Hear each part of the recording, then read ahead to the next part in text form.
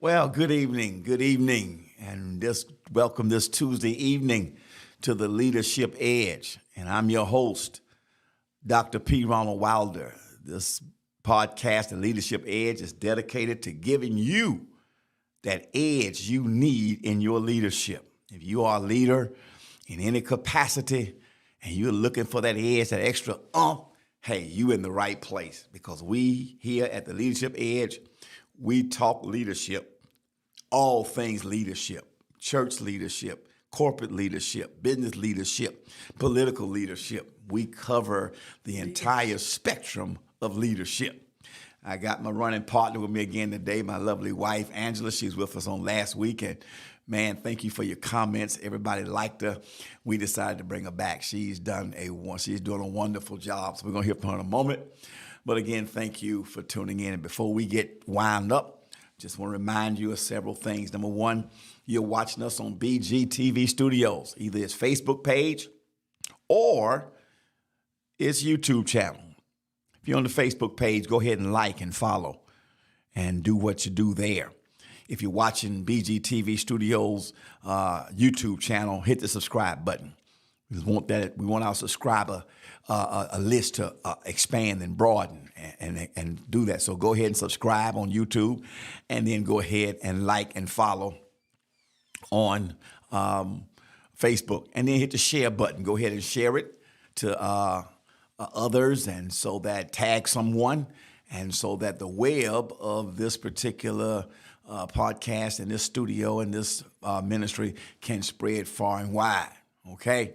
Also, we want you to consider becoming a partner and support BETs with your monthly subscription. Pray about it and see if the Lord will speak to your heart. I believe He will.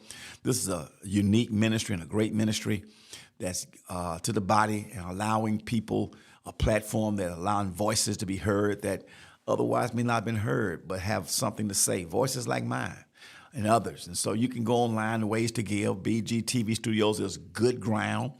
BGTVstudios.com. You can give right there online. Or you can text an amount to 84321. 84321. Listen, every penny you give goes directly to BGTV Studios. It's not an issue where we, the podcasters, receive anything. We don't get a cut. We don't get a percentage. We're here promoting BGTV Studios. All the other podcasters have private, public ministries, so you can support them on their own. They have websites. You can go there and do that. But the primary focus here is to get you to support BGTV Studios and what blesses you. All right, so go ahead and handle those. Oh, let me get the lineup right quick. Also, there's a great lineup of people that come on, ministries and tremendous men and women of God. On Sundays at 7 p.m., Let's Talk with Ryan Allen. On Monday at 6:30 is The Healing Truth with Jerry Kelly. Monday at 7 p.m., Love Fashionably with Abby Smith. That's every first and third Monday.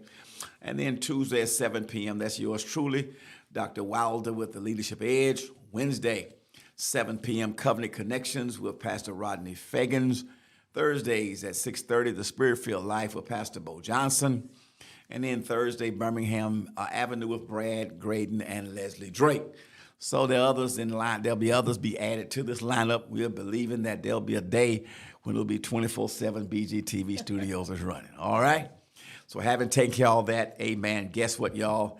Amen. Let's talk leadership. Again, this is your host, Dr. P. Ronald Wilder. As I stated, I got my running partner with me today. Amen. My lovely wife, Angela, who was with us on last week. Go ahead and say hello to everybody. Well, hello, and thank you all for having me again. I am very grateful to be here, and hopefully, as we said on last week, we can impart some leadership knowledge into you, and anything we can do to help them advance. That's what we're here for, to talk leadership. So I say, let's get started. All right, let's get started. Here's what we want you to do also, as we go through the podcast, go ahead and comment on different things. If something bless you, comment. Also, let us know where you're watching from, so put that in the comments. And also, we say, if you have any questions you want us to talk about on leadership, hey, type in the comments and we'll address them if we can. If not in this segment, in another segment, we'll do that. Also, you at my website, you can go to our email, our contact page, shoot me an email at pronwilder.com, and we'll answer your leadership question. We'll respond to you. So if you have anything on leadership that you don't want answers on, amen, go ahead and hit us, and we'll tell you. All right, let's talk leadership, sweetie. Now, we closed out last week. Well, let's talk about, last week we were talking about the difference between leaders and managers, okay? She has an extensive background. She's not only a leader in her own right, community, in her family, at our family, at church, but she has her background has been in the financial institution and banking, and she's been a manager and held high management positions and oversaw management of various things, accounts and employees and banks and things of this nature, loans. And so she truly understands the management side of things. And that's one reason why I wanted her, as we talked about this. I'm more leadership, she's better manager. And so we had a great dialogue on last week. And so let's kind of pick up what we left off at. Now, the one thing we said is that the primary difference between leadership and management was vision. Mm-hmm. Leaders are concerned with casting vision. Managers are concerned with the nuts and bolts, how to make that vision happen. Okay? Leaders are inspirers. Managers are planners. Leaders motivate. Managers coordinate. Both of them are needed. Leader can't do what he do if you don't have managers. Now, I want to pick up where we left off last week because you hit a vein and the time ran out. You talking about leadership muscle. And I was giving you, and I'll just take us back to where we started from. I was talking about my involvement with the Clay Chalkville high school football team, and I want to shout out to the Clay Chalkville, amen, football team. They were 21 state champions in 21, and also state champions last year in 23. And I had a front row seat to that. I was one of the team chaplains. I spoke to the team every Thursday. I'm on the sidelines. I see all the stuff. I see it. Well, at the end of our championship season last year, after we won the state championship, our Coach Drew Gilmer, great guy. He's the one that invited me into the program, and I love Coach, and because of his leadership and the success he had, one of the top schools in the state, maybe the top in terms of the overall school, Hoover High School, whose football program is struggling as of late, hired him away. We hated to see Coach go, but he went away. Okay, and I watched Coach Gilmer, his leadership, and I even told him this. I admired certain decisions he made that if he hadn't made those decisions, we probably wouldn't win the state championship. Well, but he always gave credit, because one thing I also said that made Clay successful was not just his leadership, but the assistant. He had a great team of assistant coaches under him, which we would call the managers. And I saw those guys in game, at practice. They managed things. They did it. Whatever vision he had for the team, they made it happen. And so that was key. He goes on, and they hire a replacement. They didn't go outside and pull a stranger in. They got one of the assistant coaches, Coach Stuart Gray, and I know Coach Gray, and he's a great guy. I love him and appreciate him. He's at the helm now, and he's providing great leadership. Already, he was providing leadership prior, but he's now the head leader, and the management team that was a part of the last 3 years of, which is the best 3-year stretch in Clay's history, that management team is still in place. And he's at top. So their goals this year is nothing less than, again, state contending for the state championship. But he moves up and he becomes the head. So you begin to talk about what made it possible to move up, called leadership muscle. So go ahead and address where you were last week. Yeah, we were talking about, you mentioned that, and I mentioned that what he did was, throughout the years, he developed his leadership muscle. Okay. Coach Stewart, we're talking about. Absolutely. Okay. He developed his leadership muscles just through continued development, right? Continued proven application, consistent application, and just a number of proven results. Okay. He's developed those. So you may start out one way as a manager, but over time, as you continue to pour into yourself, as you continue to stretch yourself, as you continue to walk alongside a great leader, something happens. A great leader transforms managers into be great leaders themselves. Wow. Not just good, but great leaders themselves. Mm-hmm. If it's just a mediocre leader, they're going to produce 9 times out of 10 mediocre managers. Okay. Those managers are going to that tend to rise, they're going to be mediocre leaders. Okay. But in this case, coach of Clay, the former coach of Clay Chalkville, Coach Gilmer, absolutely. He developed his greatness. Right. He developed great managers, staffed great managers, and developed great managers to become leaders around him. Mm-hmm. And so that's a proven success record. Gotcha. And so hopefully the next coach that comes in that's carrying that same vision, that's developed his leadership muscles, that's stretched, that's over time, as you continue to execute and hit the target, you're developing your muscles. The more you do it, the more you do it, the more you do it, the more you perform, the more you do it, the more the leadership muscles develop. Right. And it just pretty much just runs like a well-oiled machine, and just continues to develop, continue to go on, perform. And so hopefully we'll see that same thing in this coming season at Clay. And I believe it will because, again, Coach Stewart, his name is Coach Stewart Floyd. I interacted with him, and he's a leader, and he's put that vision out there. I can see the coaches motivated, the coaches inspired, the managers, who we call them, the players inspired. So we're looking for big things from you also, Coach Stewart, and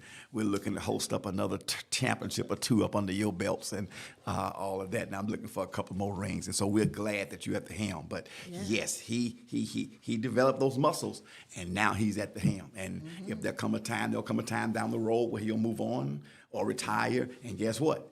The one he's developed will pop on up. That's how leadership works. That's called succession. Yes.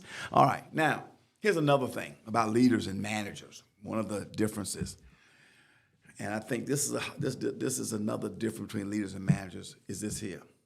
Leaders, Angela, are change agents. Managers maintain the status quo. Okay? Leaders understand. They disrupt stuff. Something can be doing good, and they disrupt it. You with me? Yes. Because they feel change. Let's go back to Clay. In somewhere right before the season started, Coach Gilmer, and I'm sure Coach Floyd was in on that conversation with him, decided that they were going to change quarterbacks. We had a quarterback, and they brought a player who was one of the top players in the country, and definitely our best player. His name was Bach, who was a receiver and cornerback, and he was going to Alabama, but they brought him to play quarterback. He hadn't played quarterback since he's in Little League. Now you in the 12th grade fixing to play quarterback to try to win a state championship. They made that decision. And when it happened, I was like, man, why, I couldn't understand that. It just, to me, as an outsider and a leadership expert, made no sense to me. I even asked Coach Gilmer. I said, Coach, why did you make this decision? And his answer to me was, I just felt in my gut a change needed to be made. I looked at the situation, and it seems to me he handled things better. Bach made better decisions. Yeah, but he didn't play quarterback since Little League. I just felt it necessary. So there was a transition period, and there was a struggle in the first few games. It just didn't. I said, I don't know if we're going to get. Yeah, we're going to get there. But at the end of the day, when we hoisted that trophy in Bryant-Denny Stadium, I went to Coach Gilman and said, I'm a leadership expert. It was a courageous decision that you made. And here's the deal, Coach. If you had not made that decision, we wouldn't be here today. And I look back at it, and all happened, we wouldn't have been there. Coach Floyd, he talked about how that midway through the season, he found where Bach, he was the offensive coordinator, where his sweet spot was, and he changed everything, and that was where it turned at. The leaders are change agents. Go ahead. Well, I think you said it earlier, or maybe I've just heard you in the past say this, but leaders take risks. Yes. They're willing to try new things. Yes. Even if they may fail miserably, yes, they're willing to take risk. Yeah. You said it. Leaders are risk takers. Yes. Yes, leaders, and they check. They innovation is their mantra. I got to do something different. They'll embrace change even if things are working. Yes. Even if things are working, because their whole idea is I'm going to change now, although things are working, before I'm forced to change when what's working now ain't working no more. People say if it ain't broke, don't fix it. But leaders think, well, if it ain't broke, let's fix it before it get broke. Yes. I like that. I'm going to say that again. People often say, if it ain't broke, don't fix it. But leaders say, no, if it ain't broke, I'm going to fix it before it gets broken. That's the difference. Whereas a manager, on the other hand, they are more of the status quo. They they comfort zone is sticking with what's working. They want to minimize risk. God, you want to minimize risk. Yes, sir. Leaders are risk takers. Now, I don't mean they reckless, don't mean they lawless, but they understand, I'm going to take a risk. Hey, to my Coach Gilmer, switching quarterbacks, let's go college football. A few years ago, I had the privilege to go down to Clemson, and I'm from South Carolina, so I like Clemson, And so I spent about an hour in the office of Coach Dabo Sweeney at Clemson, and he made a big decision that year, the year before that, rather. Kelly Bryant was quarterback and had followed Deshaun Watson, just won a championship. But mid-season, Kelly, who had been there waiting his turn, Dabo saw something ain't right. We can't beat Alabama the way we're going. We can't get, and he put a freshman, Trevor Lawrence, in at quarterback. He made a gut decision. It was a risk. But at the end of the day, that risk turned out. They beat Alabama in the championship game, and Trevor had a great game. Leaders are risk takers. Yes. They're not reckless. Again, managers, as you said so perfectly, they want to mitigate risk. Managers stick with what's working, refining systems and structures and processes that makes them better. So that's a key difference between managers. And again, that's just where they built. That don't make them wrong. It don't make them bad. It's just they are built to stick with what's working. If it's working, let's roll with it. Keep it going. They're maintaining the status quo. Like I said, a manager, if you give him a job, he may not grow the job, but he ain't gonna let the job fade. He gonna keep it right where it's at. You won't gain, but you won't lose. Am I right? You are correct. And then when a leader sees something, like Coach Gilmer, he saw something in Coach Floyd. When the leader sees the potential in a manager, then what the leader starts doing is stretching that manager if that manager allows him or herself to be stretched. Good. So I got to stretch them out of what they call their comfort zone. I got a whole chapter in this book on comfort zone. Matter of fact, in the ABCs of leadership, I talk about comfort zone. If I can find that here, let me see. Yeah, there you go, comfort zone. It says, a quote by Robert Kennedy, "Only those who dare to fail greatly can ever achieve greatly." See, you can't achieve greatly if you're not willing to potentially risk failing greatly. Yeah. Arthur Littler says, "Don't be afraid to go out on a limb." Why? Because that's where the fruit is. Because that's where the fruit at the tree is on the limb. You got to get out there. And so I talk about how the comfort zone is that sometimes people don't get out their comfort zone because they love comfort. Whereas a leader, his comfort zone is always changing. Because once he gets in a comfort zone, and he'll expand that zone so that he never gets comfortable. He's always expanding his comfort zone because he's growing and developing. He's changing. He's moving. He is what's that word? Metamorphosizing. He's metamorphosing into something greater. Leaders are change agents. Managers want to keep the status quo. Now let's go to the next point here. Leaders are unique. Managers, they copy. In other words, leaders, they're willing to be themselves. They develop their own mantra. They develop their own brand. They develop their own sense of where they're going, how they want to do it. And so, they are confident themselves. They have a self-awareness what makes them unique, and they build their personal brand. In other words, they're willing to stand out. They stand in their own shoes. They are authentic and transparent. Whereas the tendency of a manager is to mimic the behaviors they learn from others who are successful and adopt their leadership style rather than defining it. Would you say that's kind of true? Okay. So managers, it's not a bad copying. It's just simply mean because managers, again, their main thing is maintaining. So they'll look at the people who have been successful doing something, and they will copy that and follow that pattern and learn from them.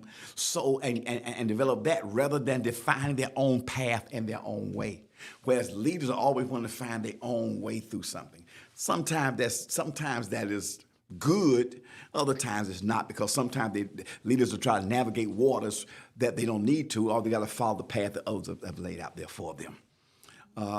We talked about this one. My next point, it says leaders take risk, managers control risk. You know, we talked about that. But here's the point: leaders are willing to try new things, even if they fail miserably. Leaders not afraid to fall on their face and get up again. You know. They know that the natural tendency of falling is to get up, and they'll get up and they'll try it again because they understand they cannot be successful if they're not willing to take a chance and step out on a limb. Right. Managers, as you said, work to minimize risk. Leaders sometimes live on that edge where the risk level is like 10. Manager want risk level at 1. Yes. You gonna say something? Well, managers are not built for the pressure. Okay, gotcha. They can't stand the pressure. They haven't been stretched to where you are yet. Okay, gotcha. And so 80% of the world is full of managers, first of all, but 80% of the world likes comfort zone. They like things to stay normal. They like the status quo. They don't like change. Okay. And so a lot of your managers fall right in that category. Mm-hmm. They don't like change. It's going well, so why start changing it now? What are you doing? Mm-hmm. We see that in pretty much every sector of life: home, church, businesses, organizations, corporate America.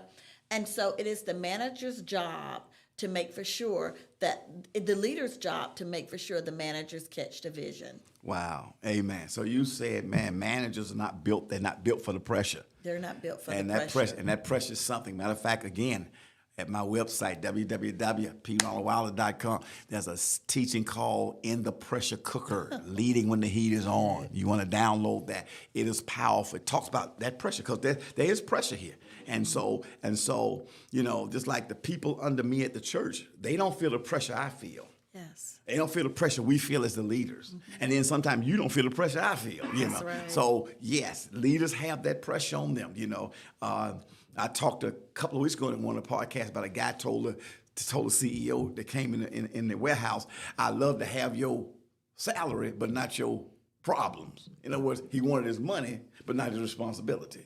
See, I don't want the pressure, but I want the reward of it. Can't have both. You can't. Unfortunately, the reward of the pressure is because that leader was willing to take risks. To take risks. Yes. Let me give you one more and let's get out of here. Our time is running out. Another difference between leaders and managers is leaders think long-term, managers think short-term.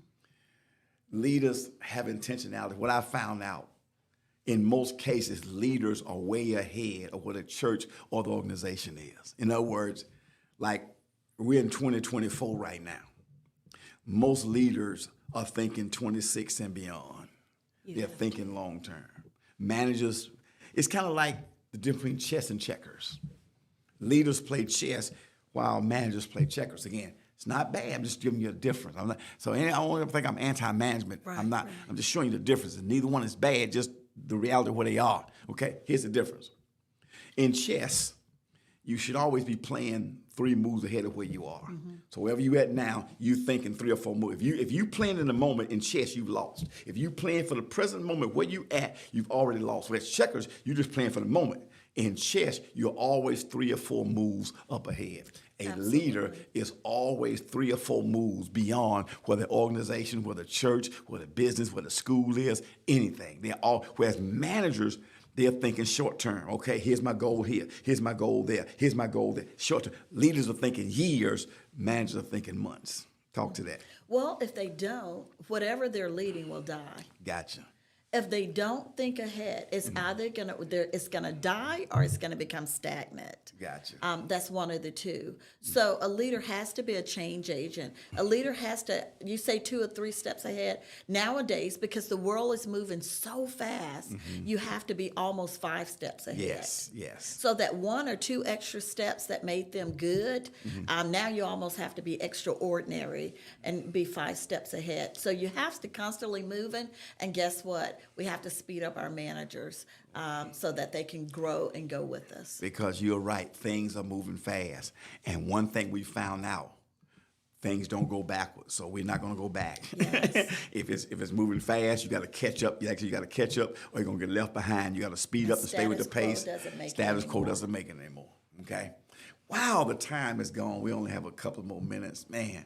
All right. Well, we're not quite finished. I'm gonna have to bring her back to continue this discussion into lesson 3. Amen. I appreciate you. Thank you for your insightful inputs into this discussion. I'm sure our audience loved you. We can tell by the comments that they do. And so, hey, let me know how much you loved it. Do we want to bring her back? Amen. And so I appreciate you. Thank you so very much. And your insight has been very helpful. You helped me in some things that I need to adjust and adapt to. So you don't even know, you helped me in our conversation. Thank you very much. Now listen, I'm gonna let her say, give her words of closing. But here's the deal I want you to know. Go to my website, www.pronaldwilder.com. When you get on there, you can find my book, The ABCs of Leadership. Again, I quoted from it today about comfort zone. It's just a good book. It'll help principles for your personal development. It'll help you. It's spread far and wide. So get your copy and get it right there on the website. Or you go to Amazon. It's on Amazon, anywhere books are sold. ABC's of Leadership is there. Also, you go to my website on the shop page. You'll find all of my products, leadership products, stuff such as the Maximus Principle, 10 Keys of Leadership, 10 Keys to Making Decisions. One of my personal favorites is Rules of Engagement. All of those things are there. But the best buy, and you can download those, okay? But the best bargain on my website is the Jump Drive, the bundle package.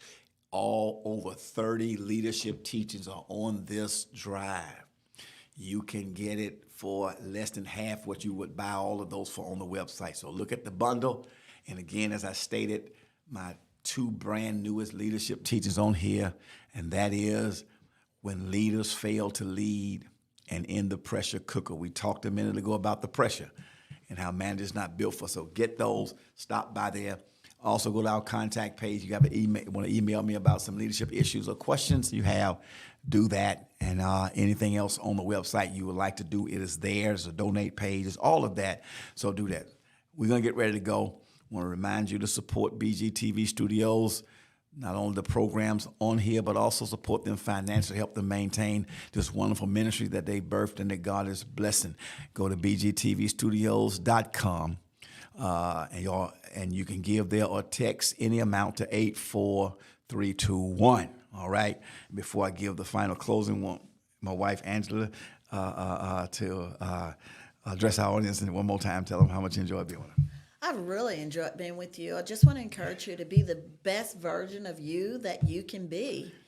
Get the book, The ABCs of Leadership. You're going to learn a lot, and it's going to stretch you and cause you to grow. I thank my husband for writing that book because it certainly helped me. And a lot of the principles that he wrote, believe it or not, corporate America, you can see those exact principles in corporate America, and it will expand you. So I want to encourage you to definitely get the ABCs of Leadership, and let's do all that we could possibly become. All right. God bless you. Thank you, sweetie. Listen, this is Dr. P. Ronald Wilder. Hey, don't forget next Tuesday, this conversation about the difference between managers and leaders will continue. This is Dr. P. Ronald Wilder reminding you that leadership matters, and above all, first and foremost, leaders lead.